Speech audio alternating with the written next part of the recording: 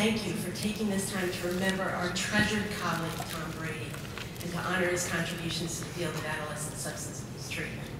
We continue to feel his loss. We think he was special, and it helps us tremendously to know that you did too. I'd like to spend a few minutes telling you what we at NIDA knew about Tom, what made him great to us, and what we'll remember. Tom was an extremely committed and loyal person. As a program official, he tirelessly, enthusiastically, and patiently advised and supported applicants, grantees, contractors, and colleagues. He gave freely of his time, talent, and expertise, and truly reveled in the success of others. He wasn't a rainy day friend. Tom supported everyone, including his beloved St. Louis Cardinals, in good times and in bad. Tom was extraordinarily gracious and made everyone he encountered feel special. Upon his passing, we in the Services Research Branch at NIDA learned that he knew everyone at Camp NIDA, as he used to call it, including people in branches we didn't even know existed. He always gave everyone a broad smile and a cheery hello, but it didn't stop there. He'd always have at the ready a compliment about your appearance, often telling me how downtown I looked in my animal prints. And he would inquire with deep concern and interest about the fate of your 6-year-old's current hermit crab, by name of the hermit crab.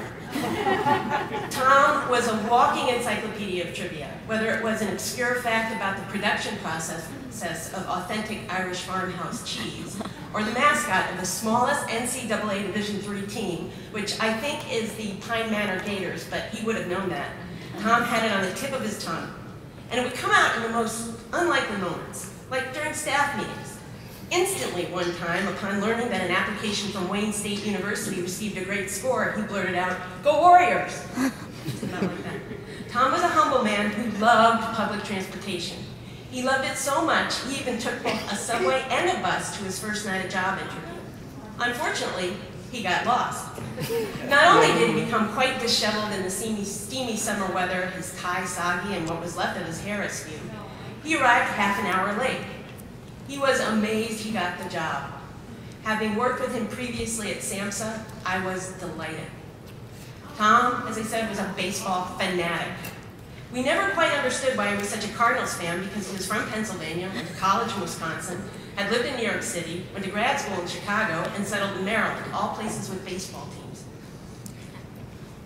Nonetheless, last fall, when the Cardinals made their improbable run to the World Series, those in our office who normally couldn't care less about baseball were glued to their televisions. Those in the know are convinced that Tom was responsible for the Cards' victory. There simply is no other explanation. Tom was loved.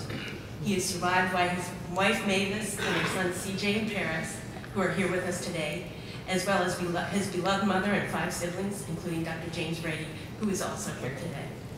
Tom was extremely involved in their lives, often regaling us during lunch with tales of his latest outing with the kids to the zoo, his mother's most recent cello performance, or the challenges of coaching a bunch of 7-year-old soccer players who were far more interested in picking dandelions than in kicking the ball in anything like the right direction.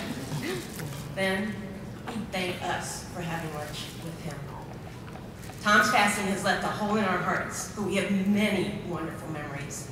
He lived a good and noble life, doing our best to live up to his kindness, decency, and excellence is one small way we can make meaning of his passing.